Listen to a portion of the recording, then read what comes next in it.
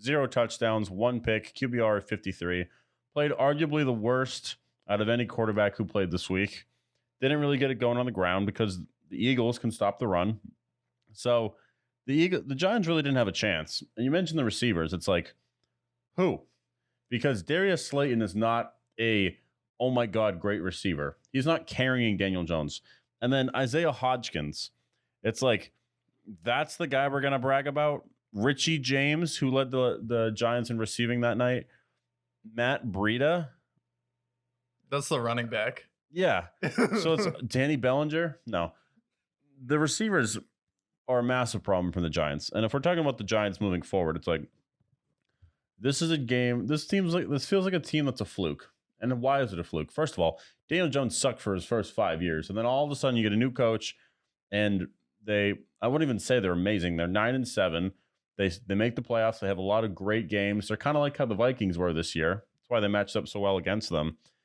But your whole offense was geared around, hey, Daniel Jones, don't throw the ball. If you see somebody if you do your first read and nobody's open, run. Really? That's your offense? And you believe that you're going to pay this guy $25 million a year? I hope so. No. If I'm the Giants fans, and Giants fans are stupid, so they'll figure it out. Hopefully, maybe they'll eat their words eventually. But there's some smart Giants fans. Well, please point me to where they are, because I have not met one. It's like the fans that are rooting for them to get Daniel Jones back. It's like, with all the quarterbacks that are available, you have Jimmy Garoppolo, you have Derek Carr, you have potentially Lamar Jackson, and you want to bring back Daniel Jones, who for a majority of his career was horrible. Most turnovers in the first 5 years of any quarterback. And it's like, that's what you want? And not only that, how about get a guy a receiver? Go after a quarterback and go ahead and get him some receivers, because none of these receivers I'm impressed with.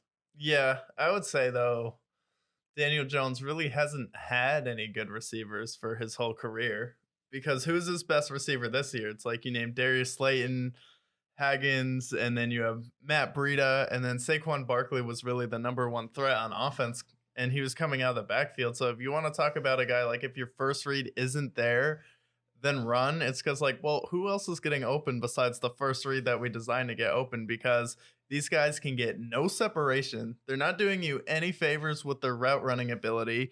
And then they're dropping open passes that Daniel Jones is hitting them with. So Daniel Jones's problem isn't talent.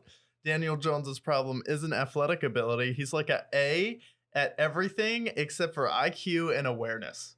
So it's like, for Daniel Jones, it's like Brian Daboll is like, throw the ball here or run, and that's helping him build in the IQ. Daniel Jones definitely did clean up the fumbles this year, but it's like, I would see if you could get him for one more year, maybe franchise tag him and see what he looks like if you can go out and get like a DeAndre Hopkins, draft someone, or a Stephon Diggs, because I'm kind of curious to see what Brian Daboll can do with him, especially seeing how Josh Allen went from like a guy who would turn the ball over to the guy who turned the ball over the most times in the league in a single season, if you include interceptions and fumbles.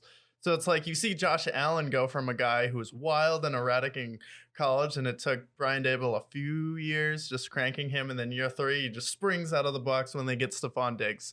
Because before that, who did Josh Allen have? His best receiver before that was like Cole Beasley. Like Measly Beasley, and then Dawson Knox. So it's like Josh Allen looked really bad, kind of like Daniel Jones. He did look like Daniel Jones without Stephon Diggs. So go ahead. Maybe Brian Daboll can bring in Stephon Diggs. Maybe Stephon Diggs is a fan. And then we can see what happens.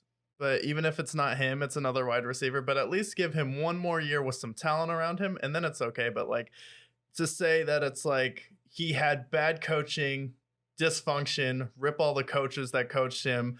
We all know how bad Joe Judge was. We all know how bad McAdoo DeWackadoo was. And then there was no offensive line, no continuity, completely unstable. He didn't feel wanted by the franchise because none of the quarterbacks. And then you suddenly have a guy who coaches you well, believes in you, explains everything you can do on the football field, and you still don't have talent and play pretty well. It's like, well, yeah, you can't throw the ball down the field because there's no one to throw the ball to, and you're not a good decision maker. But if we can get someone you can throw the ball to, then you can make better decisions. Because I'm not comfortable throwing a 50-50 ball to Darius Slayton, but if I have DeAndre Hopkins, okay, you can